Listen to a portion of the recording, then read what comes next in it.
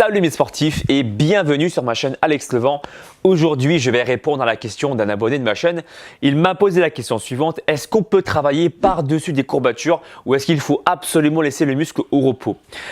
Pour cette question, j'ai deux réponses distinctes. Ma première réponse, c'est celle-ci. Moi, je vais te déconseiller de manière générale de retravailler par-dessus une courbature. Pour moi, c'est un signal de sécurité. Encore une fois, si le muscle est courbaturé, c'est qu'il a besoin de se reposer. Ton cerveau envoie un message à ton corps pour dire qu'il faut le laisser tranquille, ce muscle-là. Maintenant, je pense que pour un débutant, s'il n'arrive pas bien à ressentir le muscle en question, ça peut être une bonne solution finalement de retravailler par-dessus des courbatures pour cette raison-là. Je m'explique.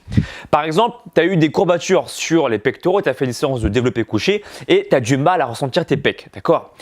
Retravailler par-dessus des courbatures, ça peut également rassurer le cerveau pour dire qu'il a envoyé le bon message au bon endroit. Sur ce cas spécifique, il est donc intéressant, il peut être intéressant surtout de travailler sur des courbatures. Je précise bien que ce n'est pas une obligation du tout. Si tu es hyper courbaturé par exemple sur les pectoraux, je vais te déconseiller naturellement de vouloir retravailler dessus, ok ? Maintenant, si tu es légèrement courbaturé et que tu veux retravailler dessus pour avoir un bon apprentissage moteur comme je viens de te l'expliquer, à ce moment-là, c'est justifiable.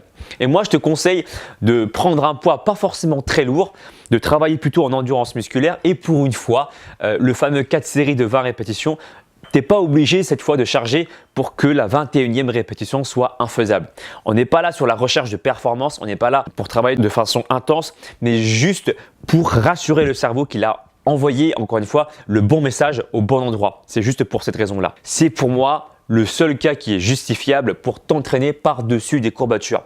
Chaque spécialiste te dira justement sa version des choses. En tout cas, ça, c'était la mienne. Dis-moi toi dans la barre des commentaires, qu'est-ce que tu en penses dessus? Est-ce que tu t'entraînes par-dessus des courbatures ou est-ce que tu laisses des jours de repos pour que ton muscle puisse bien se reposer et devenir plus fort derrière? Voilà, échangeons nos techniques et puis n'oublie pas de me suivre également sur les réseaux sociaux pour ne louper aucune actualité, Facebook, Instagram, Snapchat, Twitter et puis moi je te dis à très bientôt pour une nouvelle vidéo. Ciao, ciao.